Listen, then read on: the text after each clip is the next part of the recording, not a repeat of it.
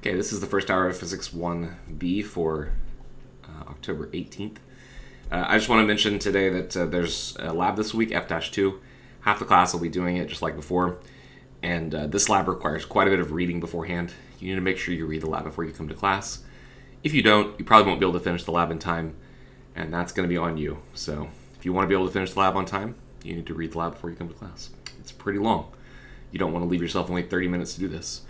I think it says, I don't know what the recommended time is, but you should probably give yourself at least a couple hours, at least 2 hours to read through it. So be sure you get that done before class. And like I said, I'll return your exams on that time, and you should have the exam grades in campus pretty soon. Okay, so last time we finished class by deriving this equation right here. I just wanted to start off class by talking about it because we got to it and we didn't say much about it. So what we did last time was we talked about connecting the macroscopic properties of a gas to the microscopic properties of the molecules of the gas. And this was the relationship that we came up with. We also have another relationship for pressure, but this is the main relationship that we're going to see show up a lot in this class. And it tells us that there's a connection between the average kinetic energy per molecule. So this is the average translational kinetic energy of an individual gas molecule. Little m is the mass of the molecule itself. So this is going to be a really tiny number. Right? A mass of a single molecule is going to be super small, like on the order of 10 to the minus 26 kilograms. This is the average value of the square of the molecular speeds. And this is directly connected to this really simple relationship right here, where K is the Boltzmann constant, and the Boltzmann constant is usually written as KB. I don't like using just K because there's just so many things that we use little k for. Anyway, so the Boltzmann constant I think is 1.38 times 10 to the minus 23. And the units for this are joules per Kelvin. Or joules per molecule Kelvin. Let me make sure that I actually wrote that down right. Is it 1.38? Yeah. Okay. All right. So this equation connects temperature to kinetic energy. And it basically tells us that when you increase the temperature of a gas, you're also increasing how fast the molecules are moving. So cold air has really slow-moving molecules relative to hot air. And when you feel the experience of, like, let's say you go outside on a cold day, right? And on a cold day, your body is surrounded by cold gas molecules. That's slow-moving gas molecules. When those slow-moving gas molecules come and they impact your skin, and that happens, millions and millions of times per second, right? These molecules are bouncing off your skin. Then when a cold molecule of the air comes into contact with the hot molecule of your skin, you perceive that as coldness, right? You perceive that as heat escaping your body, right? Because all these colder molecules are interacting with the hotter molecules, and the effect of that is to slow down the hot molecules and to kind of speed up the cold molecules. That kind of equal warming that's happening between the two of them. So this is a pretty powerful idea. Temperature is quite simply just kinetic energy. It's the same thing. And it's a measure of average kinetic energy. So if in the future someone asks you, and this will probably happen in your 1C and 1D classes, this same topic will come up, and your teacher, which may be me or maybe someone like Dr. Goldman or something like that, might ask you, like, what is temperature a measure of? And you could say it's a measurement of hotness and coldness. That would be correct, right? But more specifically now, you can say temperature is a measure of kinetic energy, average kinetic energy. That's really what it is. And that connects it back to, like, the most basic first principles of physics, where, the first things we learn about in physics are just motion, right? And then eventually we take that idea of motion and we construct this concept of kinetic energy. And now we know that kinetic energy and temperature are related to each other. So there's a direct connection between all the stuff we learned about in 1B directly back to 1A. Now, one thing that we can do with this equation that's pretty powerful is we can solve this equation. Here, we'll do it real quick just to see where these equations come from. We can solve this equation for the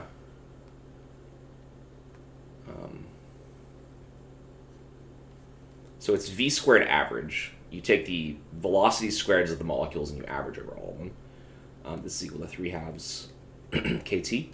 So if we were to solve this for v average, we can multiply both sides by 2 over m.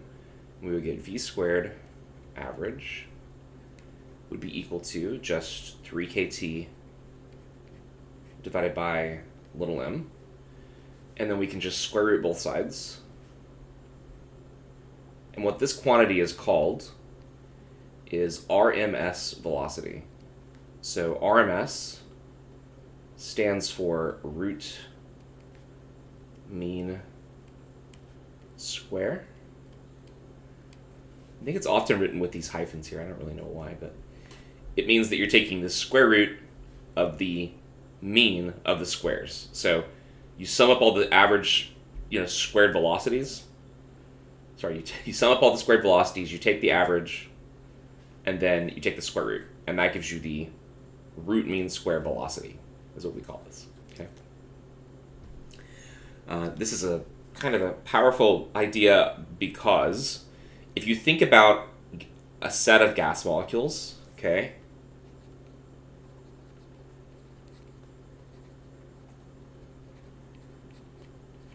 is going to have random velocities.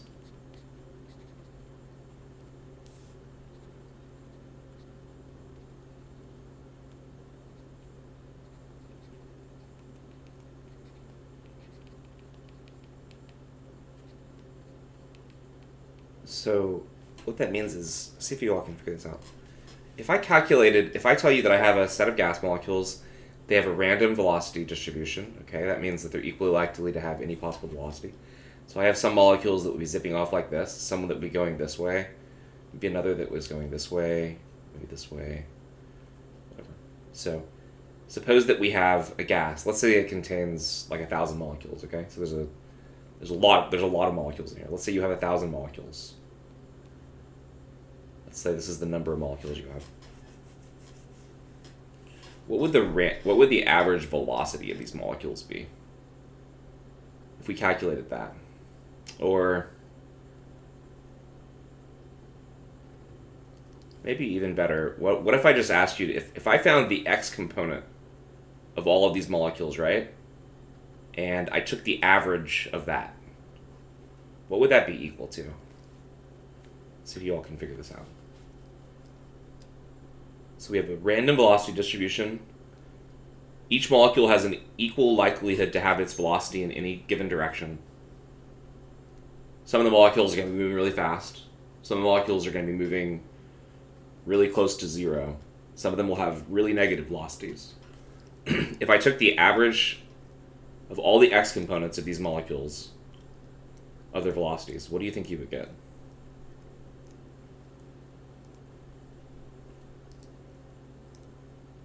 What do you think you would get? 0. Why do you say that, Christian? That's correct. That's the right answer. Why do you say 0?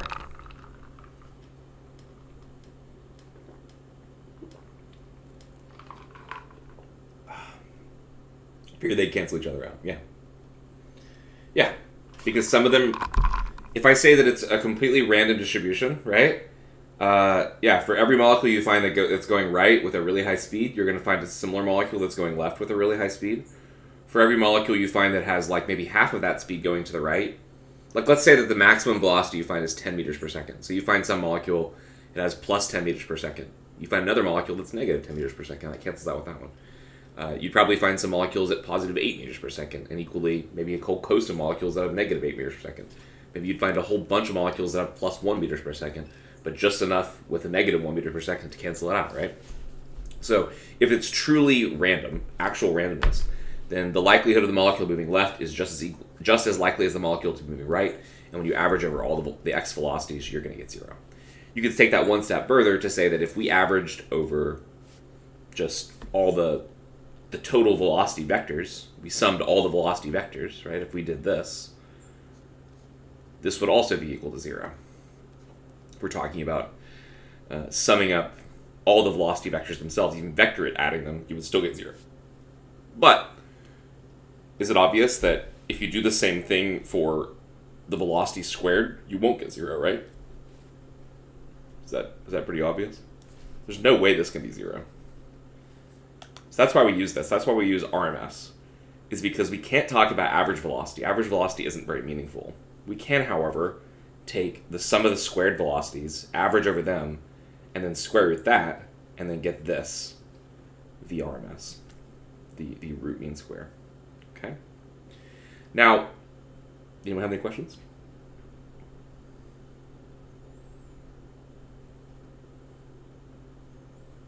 We use this same idea when we measure current and voltage, because when you look at current and voltage coming out of a wall, the current is actually like a sine wave, which means that sometimes you have positive current, sometimes you have negative current, which means the average current is 0, just like this. So instead of talking about average current, we talk about RMS current. So you'll see the same concept of root mean square current and root mean square voltage show up in Physics 1c. Yep, it's because when you take the square of a negative velocity, it becomes positive, so there won't be any canceling out. Exactly. All the numbers will be positive? Yep. That's correct. Okay, so we can actually write this equation in a slightly different way, as you can see down here. In order to get from the equation, so this is basically what we just derived, right? VRMS is equal to the square root of V squared average value of the square of the molecular speeds, equal to the square root of 3 kT over m. Remember, this m is the mass of a single molecule still. This is the absolute temperature. You can't do this in Celsius. But we can also apparently write it as 3 RT over m. So to understand how we can do this, we need to write the relationship that the Boltzmann constant is also equal to the gas constant divided by Avogadro's number. Okay. And the other piece that we would need is to convert from the mass of a molecule to the molar mass. And to do that, we can use, I think, Avogadro's number, because if you take, how do you do this one? Maybe we should start off by making this replacement, and then we can probably figure it out, right? So if we replace inside of this equation K with R over NA, we would have 3RT over NA times M. Is NA times M going to give us the molar mass? You take Avogadro's number times the mass of a single molecule. Avogadro's, yeah, that works. That works, yeah. I guess I can explain it in a second, but this is true, which means that we can rewrite this as the square root of 3RT over the molar mass. We'll do a really quick calculation of this too. How does this work? Well, Avogadro's number is the number of atoms per mole, right? So if you look at kind of like the units of this, it says that basically the atoms per mole multiplied by m, which is the mass of a single molecule. This means this is the number of basically grams per atom, right? So the atoms cancel, and this gives you grams per mole, which is, it could be kilograms per mole too, it doesn't really matter, but this is what we call molar mass. And that's the symbol M that we use, just to remind you. Okay, so 2 different ways to calculate this. This one may be more useful, just because molar mass is easy to find. For just as a reminder for those people that don't know, how do we find molar mass again? Let's say that I wanted to know what M is equal to for, let's say, hydrogen gas. What's the molar mass of hydrogen gas? H2. Where do I go to find that? Consult the periodic table. Can you all do that for me? Can you all... I'll do it as well. Pull up the periodic table.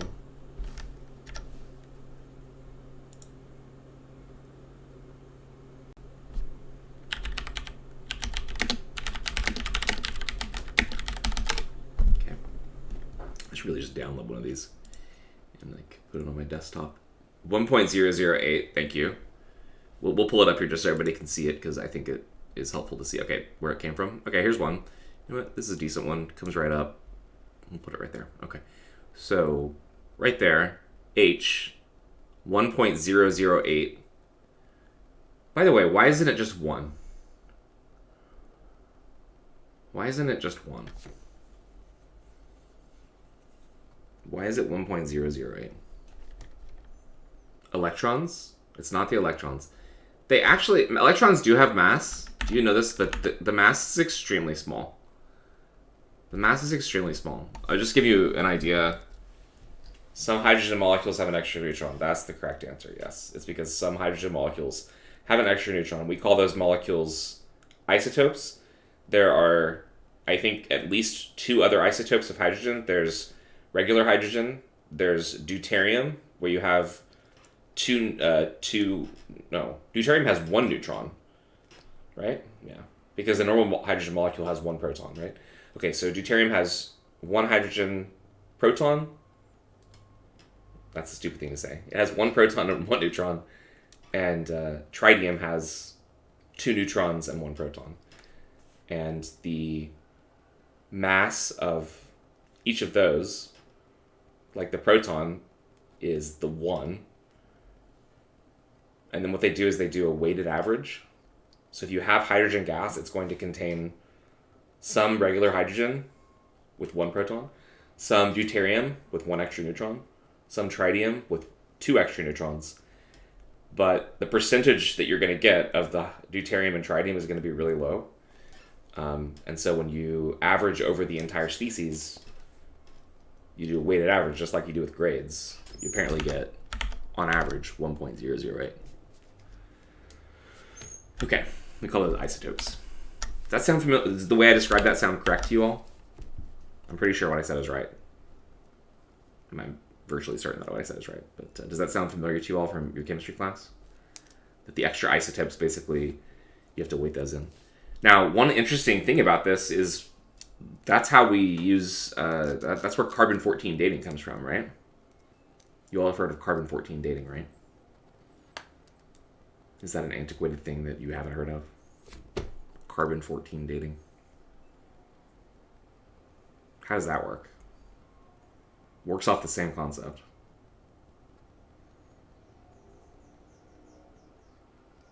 Carbon-14 dating. Anyone know what that is? If you don't know, you can just say no. Like you've never heard of it before.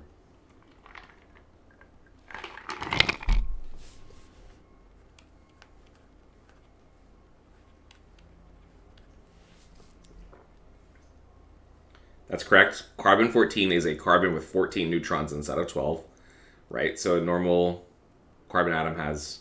Well, it's not quite right. Because a carbon atom, what's the... Carbon's 6, right? So you mean 14 nucleons. You win, right? Nucleons.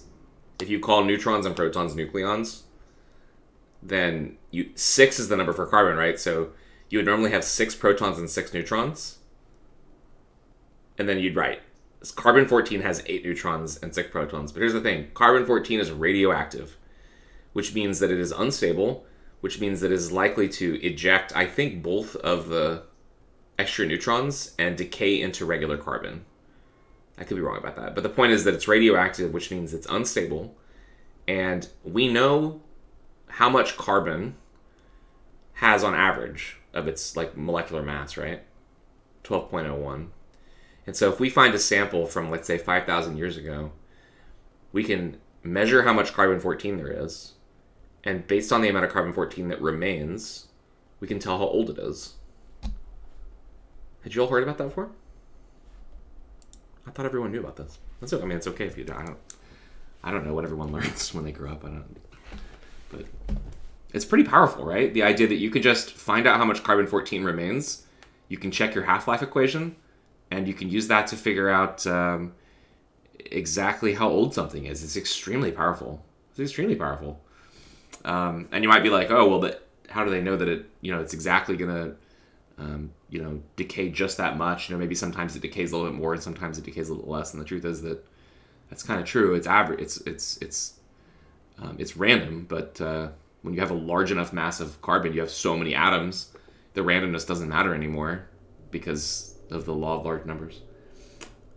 Only heard about it, but just as carbon dating, not as carbon-14. But yeah, I guess it's actually probably called carbon dating. Maybe I confused you all by saying carbon-14 dating. That it's actually just called carbon dating. I think that's correct. You were reading that because of nuclear testing, we can know if things are fake by how much radioactive atoms are in it. Yeah, that sounds correct too. That sounds right. Anyway, so I read that up because just the 1.008, the extra 0.008 here comes from the possibility that your hydrogen gas has a little bit of tritium and a little bit of deuterium, and it's basically guaranteed to have some of it. Okay, so if we know that hydrogen gas has a molar mass of 1.008 grams per mole, and we throw that into our equation right here, keep in mind we actually probably have to write this as 1.008 times 10 to the minus 3 kilograms per mole, because the other things in here are going to be having kilograms inside of them. So VRMS then would be equal to square root of 3 times R. So R is the gas constant, 8.31 joules over mole Kelvin. All right, and then we multiply by a temperature, so we need a temperature. Let's use T equal to 20 degrees Celsius, which would be equal to 293 Kelvin, right? So this is going to be like just normal kind of the temperature of our atmosphere, room temperature. So 293 Kelvin.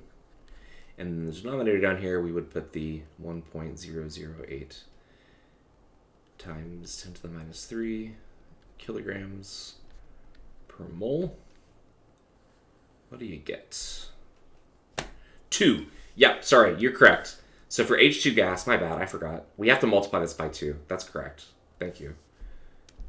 Because H2 is like 2 hydrogen molecules together, so we have to multiply by 2. That's correct, my bad. 2.016 here. 2.016 here. Thanks for catching that. And then down here in the bottom, same thing. 2.016. Because hydrogen gas is a, what do they call it? Diatomic gas? Something like that? Anyway, what do you get if you calculate that? Should be something like 5,000 or 6,000 meters per second, I think.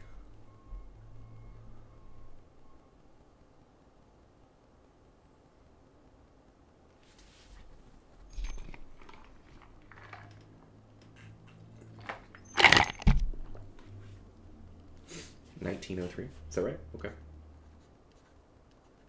Anyone else get the same number? Do it myself.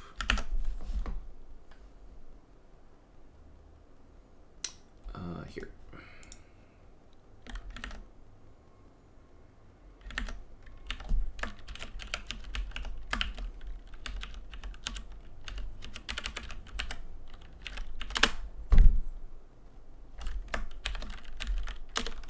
Yeah, 1907. Oh, whoops, I made a mistake.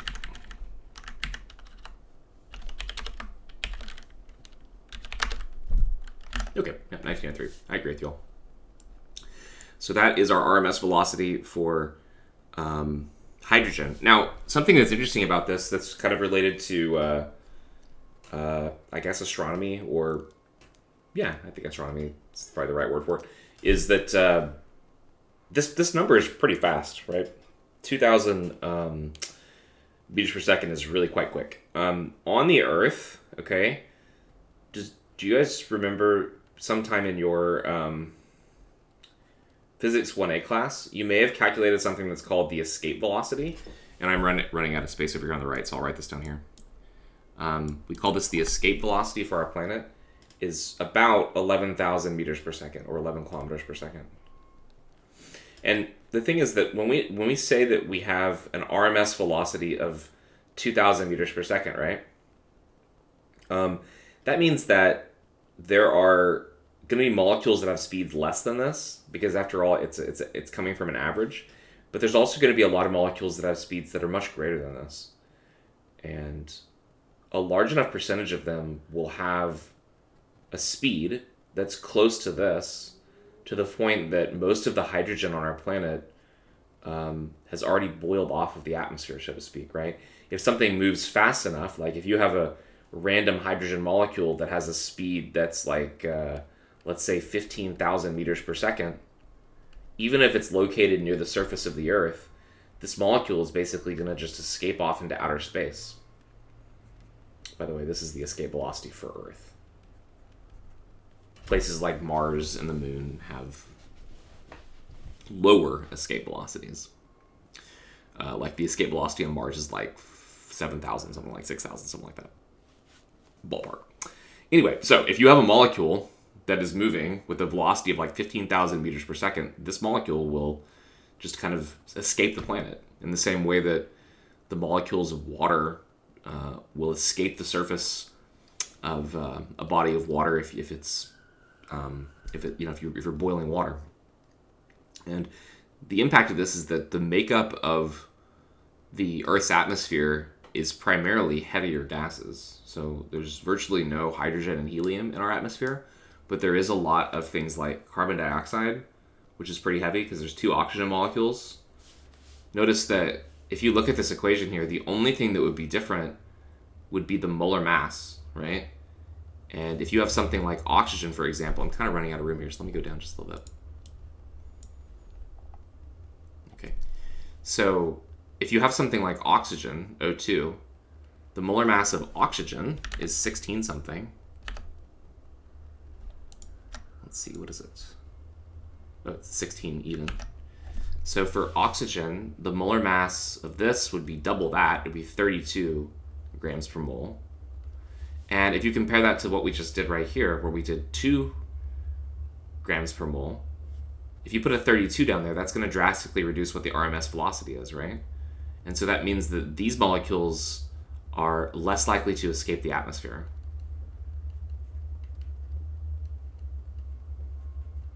And they're more likely to make up our atmosphere, which is why we have oxygen on our planet. But on a place like the moon isn't big enough. Its escape velocity isn't large enough. What's the escape velocity from the moon? Let's see. We could calculate it ourselves. But this is obviously faster. It looks like it's only 2.38. So 2380 meters per second. So with that number, which is about 1/5 the escape velocity of our planet, hardly any gases can actually be trapped to the moon. I think the moon does have some very tiny atmosphere, but it would only be composed of really heavy gas molecules. And certainly not in high enough concentrations for us to breathe, for example. Yep, so our atmosphere is composed of things like oxygen, nitrogen, carbon dioxide, basically heavy gases. The lighter gases can only be trapped on planets where you have a lot of mass. So do you guys tell me, are there any planets in our solar system that have really high concentrations of hydrogen and helium? Instead of having atmospheres composed of the heavier gases?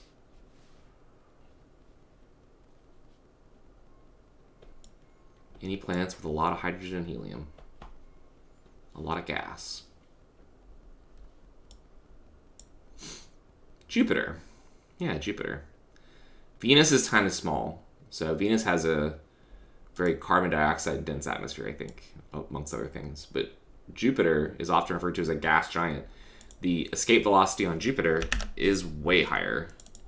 I think it's like 60,000 kilometers per second. Let's see. Yep, 60,000 kilometers per second. Sorry, 60,000 meters per second. And also Saturn, I think. Saturn is also considered to be a gas giant too, right? It has a lot of gas on its surface. But because the escape velocity is so high, right, now hydrogen is less likely to be able to reach that speed, basically. It's about 6 times as big as the Earth. This is exactly right here is the ratio. 5.3 times bigger. So yeah, so this concept of root mean square velocity has a direct effect on the composition of the atmospheres of planets, which is really cool. That also means that if we find a distant planet, right, I'm sure you all hear in the news all the time that we're always finding these brand new planets because we have satellites and with telescopes that are designed to specifically search for planets. When we find these planets, we can do a couple things. We can analyze the spectrum of their atmosphere if we have enough light coming, which can tell us what the makeup is. But we can also use this concept here. If we know what the mass of the planet is, which we can usually figure out through observational data, then we can figure out what the escape velocity on the planet is, and we can use that to figure out what the likely composition of the atmosphere is, which we can then use to figure out whether or not it can support life, basically, right? Okay, so that's a little bit of just connection to, yeah. Okay, so let's do this problem right here. And we have two problems we're going to do here. Maybe actually, I think it might be more relevant to do this first. Let's do this first. Because just to get an understanding of what RMS and average speeds are. Okay. 5 gas molecules have speed of 500, 600, 700, 800, and 900. We want to find the RMS speed and the average speed. Notice these are speeds, so there's no negatives here, but I think this would be a better problem if we put velocities in, but that's okay. Okay, so speeds. We have 5 gas molecules. We want to find the RMS speed and the average speed. Okay, let's do average speed first. That's pretty easy. To find the average speed, we would just take the sum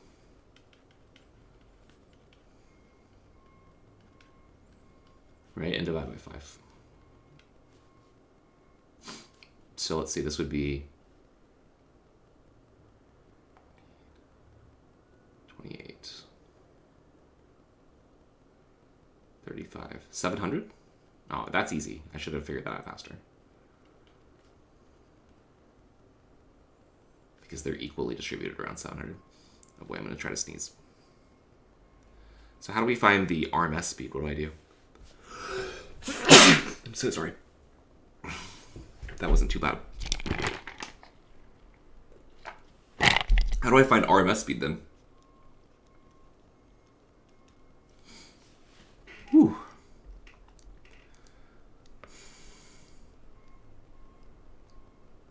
Square root of all the velocity squared over 5. That sounds right to me.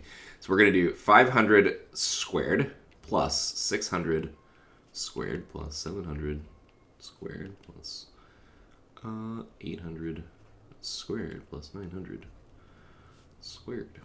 Divide all of this by 5. That would be this would be equal to average squared speed, right? And then we square root it. That gives us RMS because it's defined as we take v squared, you average that, and then you square root it, which is exactly what we just did. Okay, so let's do that. Go over here to this calculator.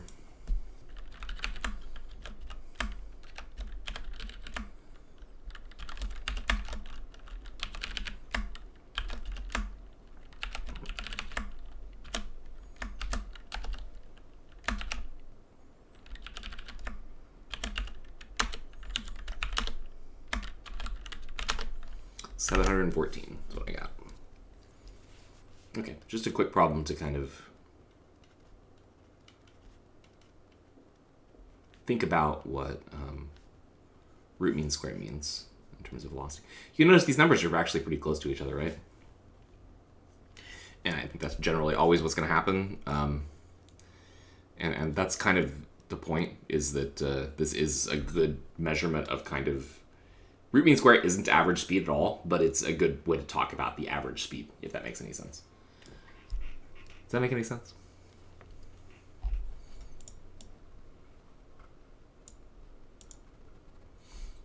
Okay. All right, now we're going to do a problem that's going to kind of connect all the things that we did. And I realize now I might have to refer back to the last lecture because there's some topics that are covered in this problem that weren't covered just today. So we'll have to do some review. Okay, so this says the molecular kinetic energy and VRMS is the name of the problem. What is the average translational kinetic energy of an ideal gas molecule at 27 degrees Celsius? So we have a temperature of 27 degrees Celsius. We always have to convert this into Kelvin. So we add 273 to this. So we're gonna, I think we'll get 300, right?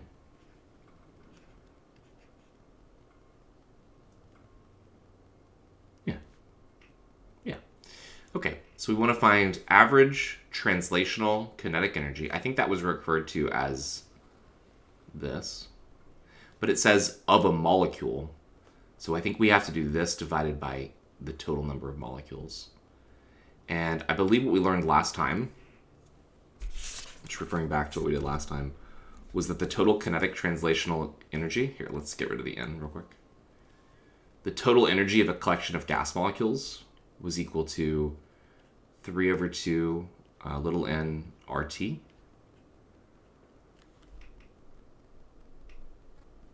This was the, I'll just say what this is. This is the average translational kinetic energy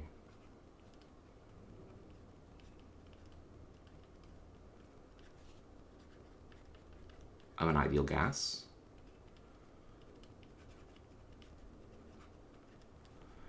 But we need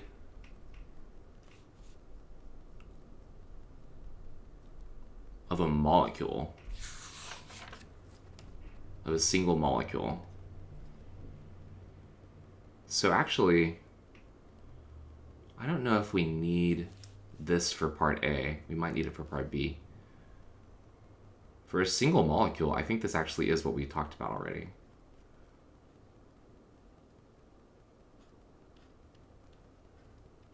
Which is this equation right here, right? Let's just look back for a second. Average translational kinetic energy of a gas molecule, yeah, is equal to 3/2 kT. And let's read what they asked us to do. What is the average translational kinetic energy of an ideal gas? So that's exactly what we want to do. We want to use this calculation here for part A. All right, so let's do that. So for part A, we're going to use this equation, and it's going to be equal to 3 over 2. This is the Boltzmann constant, which is 1.38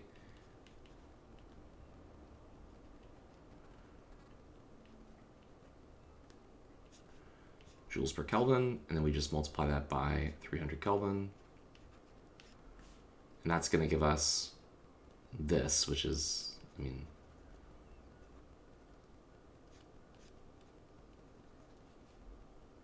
the average velocity, the average square velocity multiplied by the mass of a single molecule multiplied by 1/2, which is basically the kinetic energy of a single molecule on average. Because some of them have higher kinetic energy, some of them have less. Okay, so what do we get if we calculate this? What do you all get? I'll let you do this one.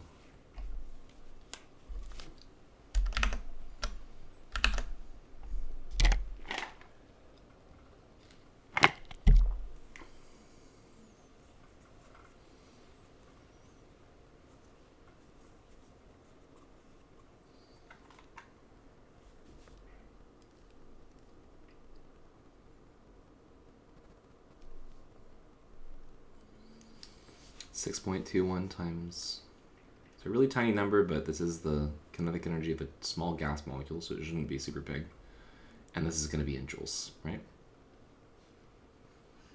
This is Ke of one molecule on average. Okay, I find it's funny to say the average kinetic energy of a single molecule, but it's the kinetic energy of a single molecule on average. I don't know how else to say it. Okay, part B. Part B says, what is the total random translational kinetic energy of the molecules in 1 mole of this gas? Okay.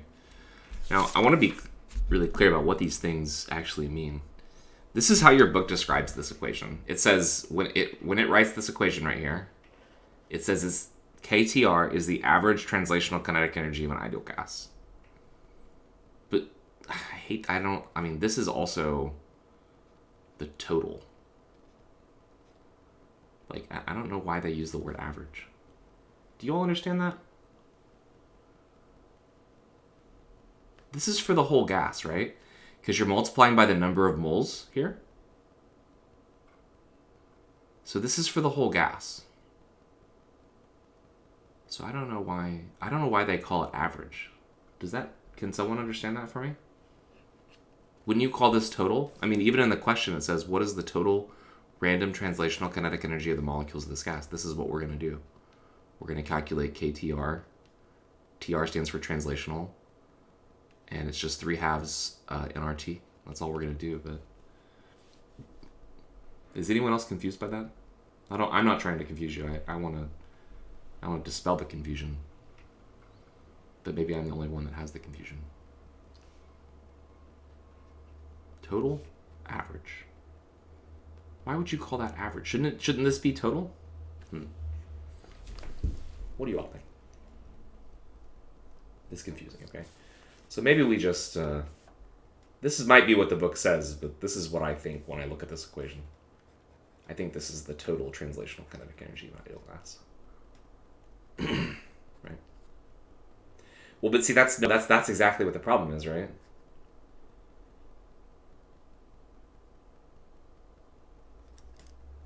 No, it doesn't though, right? Numeric. I mean, yeah, I can see what you all are saying. Like, they want to keep it consistent between the two equations, but I think by keeping it consistent, you're being confusing, right? Because they mean two different things. This bottom equation here is truly the kinetic energy of a single molecule, but you know that a single molecule can't represent the entire gas, right? Some of the molecules will have a high energy, some of the molecules that have a lower energy, right? On average, though, this is what the kinetic energy of one molecule is, right? Some of them will have 8.21 times 10 to the negative 21, and some of them will have 4.0 times 10 to the negative 21, but when we average over all the molecules, this is the average you get, right? And, in fact, the way you go from this equation to this equation, you know what you do? You take the translational kinetic energy and you divide by the total number of molecules. That's how you do this. That's how you get to this equation here. You see what I'm saying? So, I mean, and that's how you... that's how you would do it normally, too. That's what we did up here, right? When we found average velocity, we just said, sum up all the velocities and divide by the total number of molecules, which is 5. Here, if you want to go from the total translational kinetic energy into the average kinetic energy per molecule, you do the same thing. You just divide... Actually, I should complete this. This is equal to 1/2 mv squared average. So, do you see the connection then? Yeah. Yeah, that's effectively right, Astrolover. That's right. If we know the average, we can find this, right, by multiplying by n, if we want to. But we're given moles. We'll do this two different ways. We can do it the way you just described, Astrolover, and then we can do it this way too. All right, so first method, what is the total random translational kinetic energy of the molecules in 1 mole? So if we know we have 1 mole and we want to find total translational kinetic energy, we use that equation, which we just talked about. This is the total energy. So let's do that. So we'll have, I think we have enough room here. We'll just write down here just in case. So 3 halves 1 mole. Okay, 1 mole, n equal to 1. Multiply by R. We have to use the 8.31 version of R because we want to get joules. So joules per mole Kelvin. And then we just multiply by T, which is 300 Kelvin. And that gives us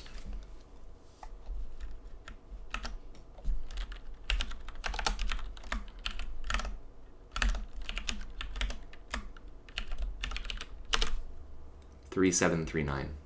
Do you all agree?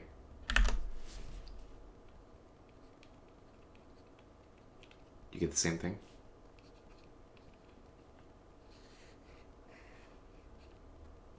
Okay. Now, let's do it this way. We could have also taken our answer over here that we got, which is this, and we could multiply by n, the total number of molecules, right? So let's try that method. So the translational kinetic energy, the total translational kinetic energy, should be equal to the average kinetic energy per molecule multiplied by the number of molecules n. So here's the part where you have to use your brain a little bit. How do you calculate n? What is n equal to in this case? N is the total number of molecules. We know that there is 1 mole of the gas, right? 1 mole of the gas. This should be pretty simple, but it's also kind of tricky. How many molecules are there in 1 mole of gas? How do we figure that out? I have 1 mole of gas, and I want to figure out the number of molecules. How do I figure that out?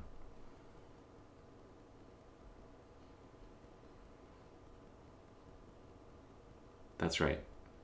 6.022 times 10 to the 23, which is also, as Matthew said, Avogadro's number. So to put that in a form of an equation, if I take little n, which is the number of moles, and I multiply by Avogadro's number, that gives me the total number of molecules, right? So in this case, that's going to be 1 mole times Avogadro's number, which is, as you said, 6.022 times 10 to the 23. Kind of running out of units here, but that's going to be atoms per mole, right? Obviously, 1 times this just gets you 6.0 times 10 to the 23, right? So for us then, in our problem, this is going to be, I'll put all the, I'm not gonna skip any steps, so I'm going to ask that a question one more time just to kind of reinforce this. If I give you, let's say I give you 4 moles of an ideal gas, so I give you 4 moles. How do you figure out how many atoms you have or how many molecules you have? You take 4 and you multiply by Avogadro's number, because Avogadro's number is the number of atoms per mole. You're going to forget this, but if you remember this, it's really powerful. Anyway, because it gives you 2 different ways to solve a problem. That's the main reason, right? Okay, so for us then, we have to take our average kinetic energy per molecule. We're multiplying by the total number of molecules. The total number of molecules we just figured out is number of moles times Avogadro's number. So now what we get is this, which we calculated up here, right? Which is 6.21 times 10 to the minus 21 joules times 1 mole, and then times Avogadro's number.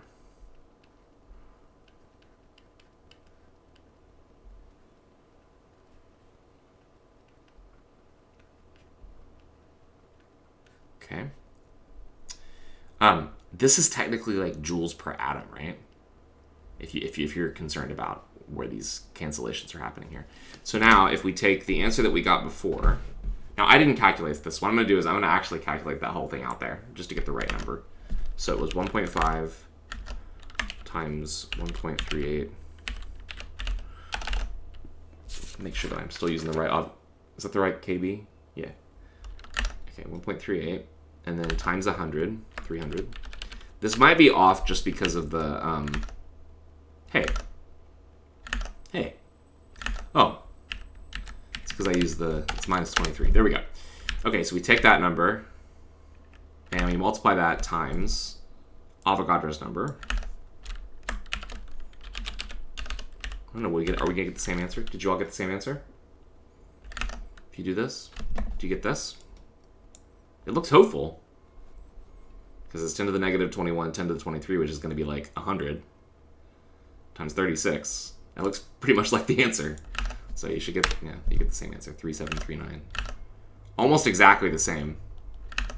And the only reason they're not exactly the same is because of how many digits of accuracy we used on KB, Boltzmann Constant, and how many digits of accuracy we used here. But, I mean, obviously, 3739, 3739, they're pretty much the same, right? So that's just to show you that even though your book's being a little bit confusing, there is a way that you can understand it, just in terms of statistics, right? That if this is the average kinetic energy per 1 molecule, if you take that and you multiply the total number of molecules, you get the total translational kinetic energy. All right, part C. Any questions so far? We're doing okay on time? We are. All right, so what is the RMS speed of oxygen molecules at this temperature? All right, so take a moment and think about what equation you want to use for that.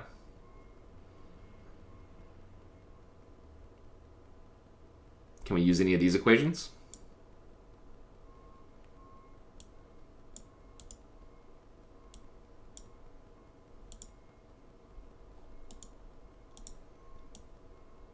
Those are our 2 big equations right there, the ones that are boxed in purple. Can we directly use either one of those to find the RMS speed?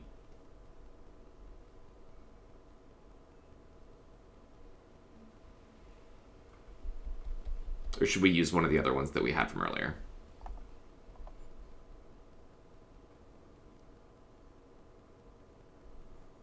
What do we think? They're all connected to each other, really.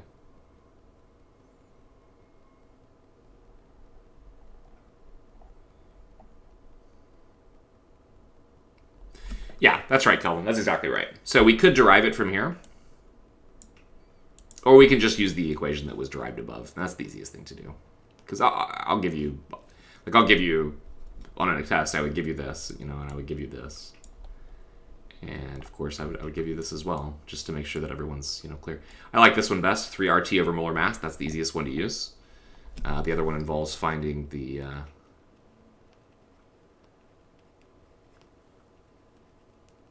mass of a single atom, which I don't really want to do that.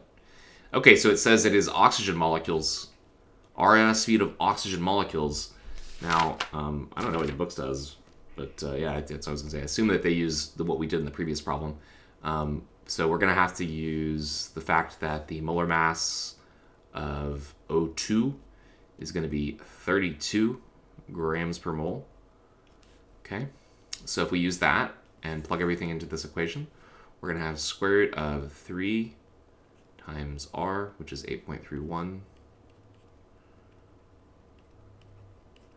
multiplied by T, which is 300 Kelvin, divided by... Now, I think we kind of already did this calculation, didn't we, up here? Oh, no, we didn't do it. We just said that they'd be okay, so we'll just do it now. We're dividing by 32, but it has to be 32 times 10 to the minus 3 kilograms per mole. We have to do that conversion because of the joules that appear up here in the numerator, or else you won't get the right answer. So we get that the RMS velocity is equal to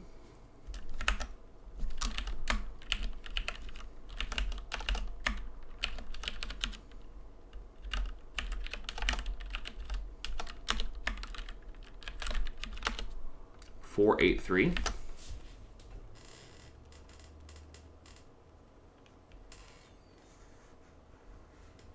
Okay, does that make sense to everyone? Does anyone have any questions?